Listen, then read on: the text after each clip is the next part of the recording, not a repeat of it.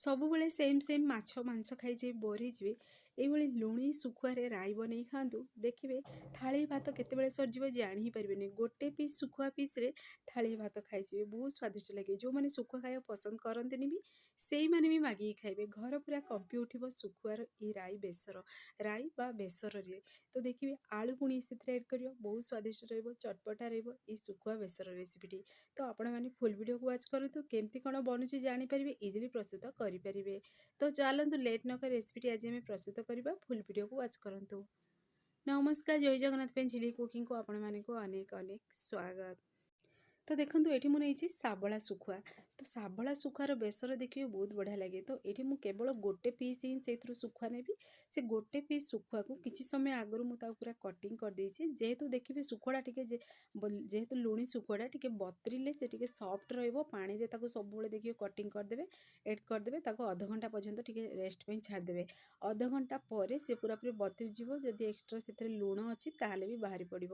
ଯେହେତୁ ଆମେ ଲୁଣି ଶୁଖୁଆରେ ବେସର ବନାଉଛନ୍ତି ତ ଟିକେ ଲୁଣି ଲାଗିବ, ସେଥିପାଇଁ ଟିକେ ଯଦି ବତରେଇ ଦେବେ ତାକୁ ଶୁଖୁଆଟାକୁ ପାଣିରେ ଏଇଭଳି ଅଧଘଣ୍ଟା ପାଇଁ, ତ ତାହେଲେ ଦେଖିବେ ଲୁଣି ଲାଗିବନି, ଖାଇବାକୁ ବହୁତ ବଢ଼ିଆ ଲାଗେ ଏ ରେସିପିଟି।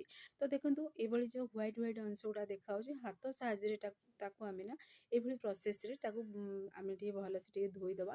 ଧୋଇ ସାରିବା ପରେ ଆପଣମାନଙ୍କୁ ଦେଖୁଛି, ଦେଖନ୍ତୁ ତା ଲୁଣିଆ ଅଂଶଟା ପୁରା ବାହାରି ପଡ଼ିଲା। ଯେଉଁ ହ୍ୱାଇଟ୍ ଅଂଶଟା ଦେଖାଉଥିଲା ତ ସେ ପୁରା ବାହାରି ପଡ଼ିଲା। ଆଉ କେତେ ବଢ଼ିଆ ପୁରା ସଫ୍ଟ ବି ବନିଛି। ଦେଖନ୍ତୁ ଆପଣମାନଙ୍କୁ ମୁଁ ଶୁଖୁଆଟାକୁ ଟିକେ ପ୍ରେସ୍ କରିବି ଦେଖେଇ ଦେଉଛି। ପୁରା ହାର୍ଡ଼ ଥିଲା ଶୁଖୁଆଟା, ଯେତେବେଳେ ମୁଁ କଟିଂ କଲି କିଛି ସମୟ ବତରେଇ ସାରିବା ପରେ ଶୁଖୁଆଟା ପୁରା ଟିକେ ସଫ୍ଟ ହେଇଗଲା। ତାପରେ କ'ଣ କରିବେ ନା, ଆକୁ 3 ରୁ 4 ଥର ଟିକେ ଭଲସେ କ୍ଲିନ୍ କରି ମୁଁ ଧୋଇ ଦେଇଛି ଏଠି। ଏବେ କ'ଣ କରିବା, ଆମେ ସେଥିରେ ହଳଦୀ ଦେଇଦେବା, ହାଫ୍ ଚାମଚ ହଳଦୀକୁ ଏଡ଼୍ କରିକିରି ଆମେ ଟିକେ ଭଲସେ ଆକୁ ମିକ୍ସ କରିଦେବା।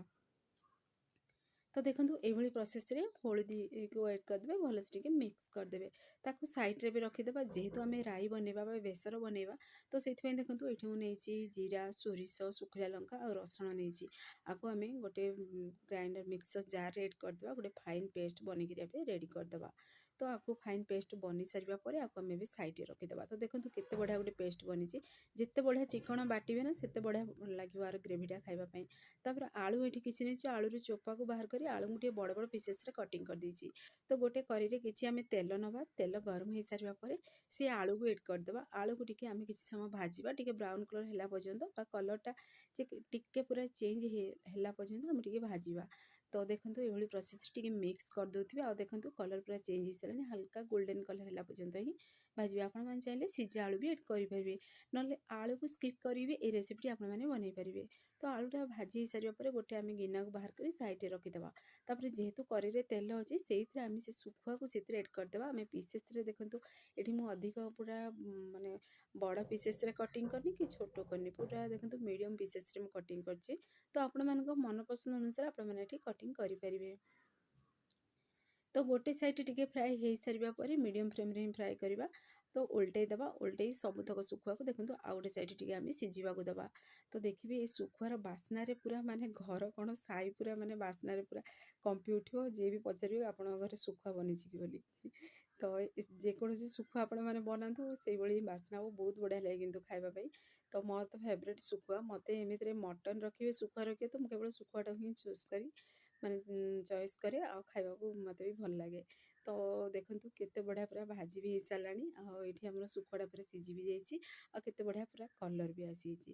ତ ସବୁତକ ଶୁଖୁଆକୁ ଆମେ ଗୋଟେ ପ୍ଲେଟ୍କୁ ବାହାର କରିଦେବା। ବାହାର କରିକିରି ଆକୁ ଆମେ ବି ସାଇଡ଼୍ରେ ରଖିଦେବା। ତ ପୁଣି ଥରେ ସେଇ କଢ଼େଇରେ ଯେହେତୁ ତେଲ ଅଛି ସେଇଥିରେ ଆମେ ଏଡ଼୍ କରିଦେବା ପିଆଜକୁ ଏଡ଼୍ କରି ପିଆଜ ଟିକେ ସିଝିଲା ପର୍ଯ୍ୟନ୍ତ ଟିକେ ହାଲକା ଯେମିତି ସଫ୍ଟ ହେଇଯିବ ସେ ପର୍ଯ୍ୟନ୍ତ ଟିକେ ଭାଜିବା। ତ ଦେଖନ୍ତୁ ପିଆଜଟା ଟିକେ ହାଲକା ସଫ୍ଟ ହେଇସାରିବା ପରେ ଆମେ ସେଥିରେ ଏଡ଼୍ କରିଦେବା ଟମାଟୋ। ଏଠି ମୁଁ ଟମାଟୋ ଟିକେ ଅଧିକା ଏଡ଼୍ କରିଛି, ଦେଶୀ ଟମାଟୋ ହିଁ ଏଡ଼୍ କରିଛି। ଟମାଟୋ ଟିକେ ଅଧିକା ଏଡ଼୍ କରିବା ଦ୍ୱାରା କ'ଣ ହେବ ନା, ଦେଖିବେ ବେସର ଟିକେ ଚଟପଟା ଲାଗିବ, ଟିକେ ହାଲକା ଖଟାଳିଆ ଲାଗିବ, ଖାଇବାକୁ ବହୁତ ସ୍ୱାଦିଷ୍ଟ ଲାଗେ। ତ ଆପଣମାନେ ଏଇ ତରିକାରେ ଥରେ ମାତ୍ର ବନେଇକି ଦେଖନ୍ତୁ। ଆଉ ଯଦି ଆଗରୁ ବନେଇଛନ୍ତି ତାହେଲେ କମେଣ୍ଟ ମାଧ୍ୟମରେ ମୋତେ ଜଣାନ୍ତୁ। ଆଉ ଆପଣମାନେ ବି ଶୁଖୁଆ ଖାଇବାକୁ ପସନ୍ଦ କରନ୍ତି କି ନାହିଁ ମୋତେ କମେଣ୍ଟ ମାଧ୍ୟମରେ ଟିକେ ଜଣାଇବେ। ତ ତାପରେ ଦେଖନ୍ତୁ ଆମେ ଯେଉଁ ମସଲା ବଟାଟା ବନେଇକି ରଖିଥିଲେ ବେସରର, ତାକୁ ସେଥିରେ ଏଡ଼୍ କରିଦେବା। ଏଠି ଟମାଟୋ ପୁରା ସିଝିବାକୁ ଦେଇନି, ମାନେ 2 ରୁ 3 ମିନିଟ୍ ହିଁ ଟମାଟୋକୁ ସିଝେଇଛି। ତାପରେ ମୁଁ ସେଥିରେ ମସଲା ବଟା ଏଡ଼୍ କରିଦେଲି। ଯେହେତୁ ଆଗକୁ ତରକାରୀଟା ସିଝିବ ତ ମୁଁ ସେଇଥିପାଇଁ ଟମାଟୋଟାକୁ ଏଠି ପୁରା ସିଝେଇନି। ତ ଏଠି ପୁଣି ଘରର ବେସିକ୍ ମସଲା ହିଁ ମୁଁ ଏଥିରେ ଏଡ଼୍ କରିଛି। ହଳଦୀ ଗୁଣ୍ଡ ଦେଇଛି ହାଫ୍ ଚାମଚ, ଯେତିକି ରାଗ ଖାଇବେ ସେ ଅନୁସାରେ ଲଙ୍କା ଗୁଣ୍ଡ ଏଡ଼୍ କରିଦେବେ। ଆଉ ଗରମ ମସଲା ଅଳ୍ପ ଟିକେ ଏଡ୍ କରିଦେବେ ହାଫ୍ ଚାମଚ।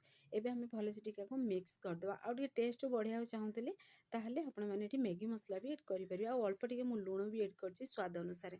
ଲୁଣି ଶୁଖୁଆ ବେସର ବନେଇବା, କିନ୍ତୁ ଦେଖିବେ ପୁରା ଯେହେତୁ ଏଥିରେ ତ ଗ୍ରେଭି ବି ରଖିବା, ପୁଣି ଆଳୁ ବି ସେଥିରେ ଏଡ଼୍ ଅଛି, ଟମାଟୋ ବି ଏଡ଼୍ ଅଛି। ମୁଁ ସେଥିପାଇଁ ଅଳ୍ପ ଟିକେ ଲୁଣକୁ ଏଡ଼୍ କରିଦେଲି, କିନ୍ତୁ ଲୁଣ ଦେଖିକିରି ଟେଷ୍ଟକୁ ଚାଖିକି ଆଗକୁ ଲୁଣ ଏଡ଼୍ କରିବେ। ଅଳ୍ପ ଟିକେ ଏଇ ସମୟରେ ଏଡ଼୍ କରିଥିବେ।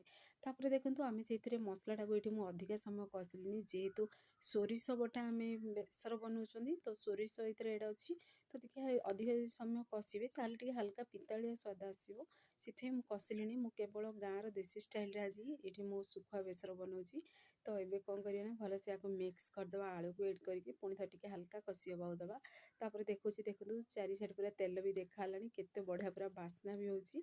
ତ ଏବେ ଆମେ ପୁଣି ଥରେ ଟିକେ ଆକୁ ମିକ୍ସ କରିଦେବା। ଯେତିକି ଆପଣମାନେ ଝୋଳ ରଖିବାକୁ ଚାହିଁବେ ସେ ଅନୁସାରେ ଏଇ ସମୟରେ ପାଣି ବି ଏଡ଼୍ କରିପାରିବେ। ତ ଯେହେତୁ ମୁଁ ଜାର୍ଟାକୁ ଟିକେ କ୍ଲିନ୍ କରି ପାଣି ଏଡ଼୍ କରିଛି ଏଥିରେ, ତ ଜାର୍ରେ ପାଣି ଥିଲା, ତ ବେସର ଗୁଡ଼ା ଲାଗିଥିଲା, ମୁଁ ସେଥିପାଇଁ ଟିକେ କ୍ଲିନ୍ କରିଦେଲି। ଅଳ୍ପ ଟିକେ ପାଣି ଏଡ଼୍ କରିଦେଲି। ଆପଣମାନେ ଚାହିଁଲେ ଗରମ ପାଣି ବି ଏଡ଼୍ କରିପାରିବେ। ତ ପାଣିକୁ ଦେଇ ସାରିବା ପରେ ଆମେ ଟିକେ ମିକ୍ସ କରିଦେବା। ଯେହେତୁ ଆଳୁଟା ପୁରା ସିଝିନି, ଆଳୁ ଏଠି ଆମର 30% ହିଁ ସିଝିଛି, ତ ଟିକେ ହାଲକା ଗୋଲ୍ଡେନ୍ କଲର୍ କରିଥିଲେ ନା, ତ ଆଳୁଟା ସିଝିବା ପାଇଁ ଟାଇମ୍ ଲାଗିବ। ସେଥିପାଇଁ ମୁଁ ଆଉ ଟିକେ ଅଧିକ ଏଠି ବେସର ପାଣି ଏଡ଼୍ କରିଦେଇଛି।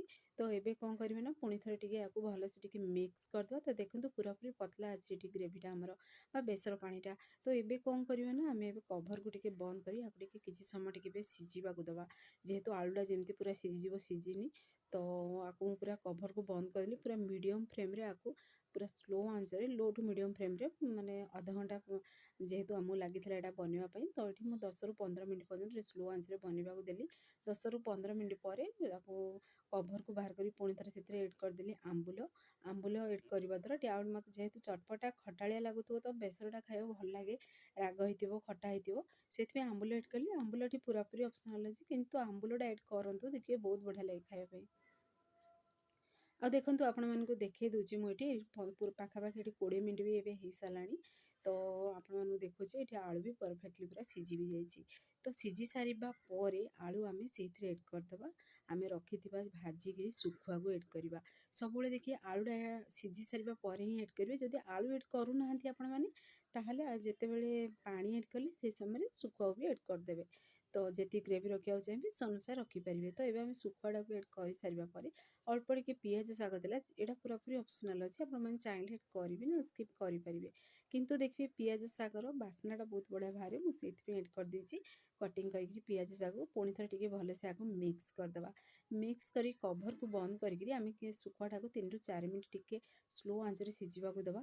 ତ ମୁଁ ଏଠି କଭର୍କୁ ବନ୍ଦ କରି ପୁଣି ଥରେ ଟିକେ ସମୟ ଶୁଖୁଆକୁ ଏବେ ସିଝିବାକୁ ଦେବି। ତ କଭର୍ ବାହାର କରି ଆପଣମାନେ ଦେଖିବେ କେତେ ବଢ଼ିଆ ପୁରା ବନିକି ରେଡ଼ି ହେଇଛି ରେସିପିଟି। ପୁରା ଘର ପୁରା କମ୍ପି ଉଠୁଥିଲା। ଏମିତିରେ ମୋ ପୁଅକୁ ଶୁଖୁଆ ଖାଇବାକୁ ପସନ୍ଦ ନାହିଁ, ସିଏ ତ ଖାଲି ନାକ ଧରି ହିଁ ବୁଲୁଥିଲା। ତ ଆପଣମାନେ ବି ଶୁଖୁଆ ଖାଇବାକୁ ମୋ ପୁଅ ଭଳି ପସନ୍ଦ କରନ୍ତି କି ନାହିଁ, ମୋତେ କମେଣ୍ଟ ବକ୍ସରେ ଟିକେ କମେଣ୍ଟ କରିବେ। ତ ଦେଖନ୍ତୁ ଫାଇନାଲ୍ ରେସିପିଟି ବନିଗଲାଣି। ତ ମୁଁ ଯେହେତୁ ଅରୁଆ ଭାତ ସହିତ ଦେଖିବେ ଶୁଖୁଆ ବେସର ଖାଇବେ, ତା'ର ମଜା କିଛି ଅଲଗା ଥାଏ। ତ ମୁଁ ଆଜି ଅରୁଆ ଭାତ ବନେଇଥିଲି। ଅରୁଆ ଭାତ ସହିତ ଗରମ ଗରମ ଅରୁଆ ଭାତକୁ ଗରମ ଗରମ ବେସର, ଦେଖିବେ ଖାଇବାର ମଜା କିଛି ଅଲଗା। ଆଉ ତା'ର ଗ୍ରେଭିଟା ବି ବହୁତ ବଢ଼ିଆ ବନିଛି। ତ ଆପଣମାନଙ୍କୁ ମୁଁ ବାଢ଼ିକିରି ବି ଦେଖେଇ ଦେଉଛି କେମିତି କ'ଣ ବନିଛି। ଫ୍ରେଣ୍ଡସ୍, ଆପଣଙ୍କୁ ଯଦି ଏ ଭିଡ଼ିଓଟି ମୋର ପସନ୍ଦ ଆସିବ, ସାଙ୍ଗମାନଙ୍କୁ ସେୟାର କରନ୍ତୁ, ଲାଇକ୍ କରନ୍ତୁ। ଚ୍ୟାନେଲ୍ ଯଦି ନୂଆ ଅଛନ୍ତି, ଚ୍ୟାନେଲ୍କୁ ମୋର ସବସ୍କ୍ରାଇବ୍ କରିଦିଅନ୍ତୁ, ବେଲ୍ ଆଇକନ୍କୁ କ୍ଲିକ୍ କରିଦିଅନ୍ତୁ, ଯାହାଫଳରେ ମୋର ସବୁ ଭିଡ଼ିଓ ନୋଟିଫିକେସନ୍ ପ୍ରଥମେ ଆପଣମାନଙ୍କୁ ପହଞ୍ଚିବ।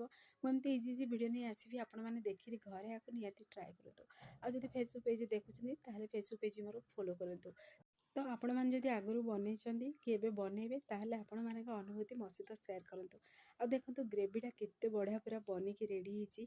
ତ ଦେଖିକି ଆପଣମାନେ ଜାଣିପାରୁଥିବେ କେତେ ଇଏ ସ୍ୱାଦିଷ୍ଟ ବି ବନେଇଥିବ। ତା ସହିତ ଦେଖନ୍ତୁ ଗ୍ରେଭିଟା ଯେହେତୁ ଖଟା ଅଛି, ଟିକେ ରାଗ ଅଛି, ପୁଣି ତା ସହିତ ଆଳୁ, ଆମ୍ବୁଲ, ପୁଣି ତା ସହିତ ଶୁଖୁଆ, ତ ଖାଇବାର ମଜା କିଛି ଅଲଗା ଥାଏ। ତ ଆପଣମାନେ ବି ଘରେ ଆକୁ ନିହାତି ଟ୍ରାଏ କରନ୍ତୁ। କେମିତି ଲାଗିଲା କ'ଣ ମୋତେ କମେଣ୍ଟ ବକ୍ସରେ କମେଣ୍ଟ କରନ୍ତୁ। ମୁଁ ସତ କହୁଛି ଫ୍ରେଣ୍ଡସ୍, ମାନେ ଦେଖିବେ ଯେଉଁମାନେ ଶୁଖୁଆ ଖାଇବାକୁ ପସନ୍ଦ କରନ୍ତି ନା, ସେଇମାନଙ୍କ ଆଗରେ ଯଦି ଆପଣମାନେ ମଟର ରଖିବେ ଆଉ ଶୁଖୁଆ ବେସର ରଖିବେ କି ଶୁଖୁଆ ଭଜା ରଖିବେ, ସେଇମାନେ ଶୁଖୁଆଟା ହିଁ ଆଗ ମାନେ ପସନ୍ଦ କରିବେ। ବହୁତ ସ୍ୱାଦିଷ୍ଟ ଲାଗେ ଏ ରେସିପିଟି। ତ ଦେଖନ୍ତୁ କେତେ ସୁନ୍ଦର ବି ଦେଖାହେଉଛି ନା, ଆପଣମାନଙ୍କୁ ଦେଖାଉଛି ପାଖରୁ। ବହୁତ ବଢ଼ିଆ ବନେଇଥିଲା ଆଉ ବହୁତ ବଢ଼ିଆ ଚଟପଟା ଥିଲା। ତ ଆପଣମାନେ ଟ୍ରାଏ କରନ୍ତୁ। ସେ ପର୍ଯ୍ୟନ୍ତ ରହୁଛି, ପୁଣି ଏକ ନୂଆ ରେସିପି ନେଇ ଆସିବି।